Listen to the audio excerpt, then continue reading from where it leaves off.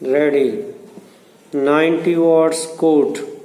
अपीलार्थी, मकान मालिक ने अपनी एक दुकान प्रत्योत्तरदाता को 2000 रुपये प्रति माह के किराए पर हेयर कटिंग एंड ड्रेसिंग कार्य के लिए दिया था। प्रत्योत्तरदाता ने 27/7/1993 को एक किराया विलेख निष्पादित किया जिस पर अपीलार्थी का हस्ताक्षर नहीं था।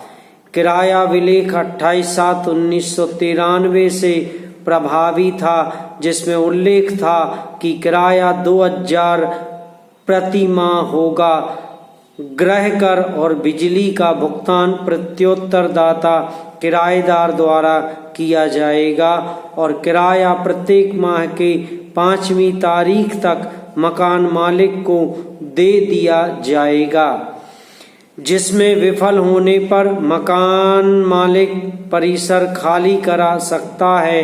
आगे यह भी उपबंध था कि यदि दुकान के मालिक को दुकान की आवश्यकता होगी तो वह 1 महीने की सूचना देकर दुकान खाली करा सकता है। किराया नोट में यह भी उल्लेख था कि प्रत्योत्तरदाता किराए में 10% की वृद्धि प्रत्येक वर्ष करेगा। पैरा। अपीलार्थी ने दिनांक 18/3/2006 को प्रत्योत्तरदाता किराएदार के विरुद्ध पूर्वी पंजाब शहरी किराया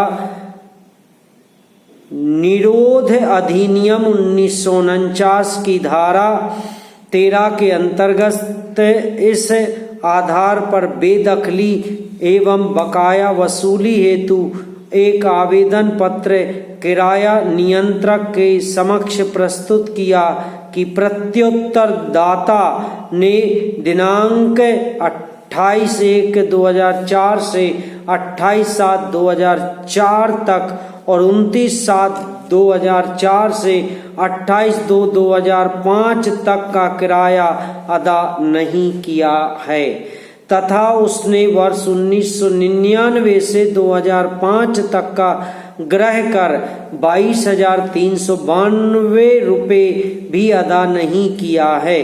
किराएदार ने आपत्ति प्रस्तुत करते हुए यह कथन किया कि किराया 2000 मासिक नहीं अपितु 1000 रुपये मासिक था और दुकान किराए पर लेते समय कोई शर्त नियत नहीं था, जिसका भुगतान वह फरवरी 2000 तक निरंतर करता रहा है।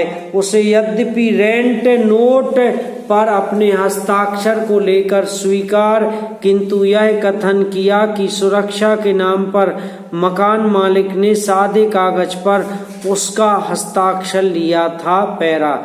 रेंट नोट दिनांक 27/7/1993 प्रदर्श ए पर विश्वास व्यक्त करते हुए किराया नियंत्रक ने अपीलार्थी के आवेदन को स्वीकार करते हुए प्रत्योत्तरदाता के बेदखली का आदेश दिया।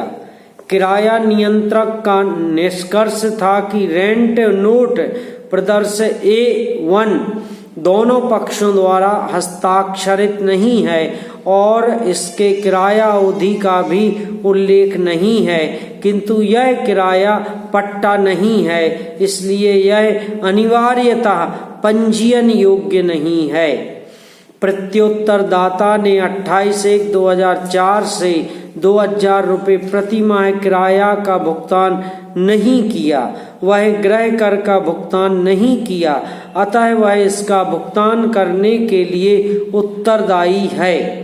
किराएदार प्रत्योत्तरदाता ने उपर्युक्त आदेश के विरुद्ध अपील प्रस्तुत किया। अपीलीय न्यायालय ने किराया नियंत्रक के आदेश को निर्णीत करते हुए निरस्त कर दिया कि रेंट नोट के अंतर्गत चूंकि किराए में प्रति वर्ष 10% वृद्धि का उपबंध था, इसलिए किराया 1 वर्ष से अधिक समय के लिए था। इसलिए पंजीयन अधिनियम की धारा 17(1) घ के अंतर्गत अनिवार्यतः पंजीयन योग्य था। अपीलार्थी ने अपीलीय न्यायालय के निर्णय के विरुद्ध उच्च न्यायालय पंजाब एवं हरियाणा के समक्ष पुनरीक्षण प्रस्तुत किया, जिसे न्यायालय ने अपेक्षित निर्णय आदेश दिनांक 5/9/2018 के द्वारा निरस्त कर दिया। अतः अपीलार्थी ने यह अपील एसएलपी प्रस्तुत किया। पक्षों के तर्कों को सुनने के बाद उच्चतम न्यायालय के समक्ष मुख्य विचारणीय प्रश्न था कि क्या रेंट नोट दिनांकित 27/7/1993 एक ऐसा दस्तावेज है जो पंजीयन अधिनियम 1908 की धारा 17(1) के अंतर्गत अनिवार्यतः पंजीयन कराया जाना आवश्यक था, और क्या अपीलीय न्यायालय बिना यह निष्कर्ष दर्शित किए बेदखली के आदेश को निरस्त कर सकता था। समाप्त।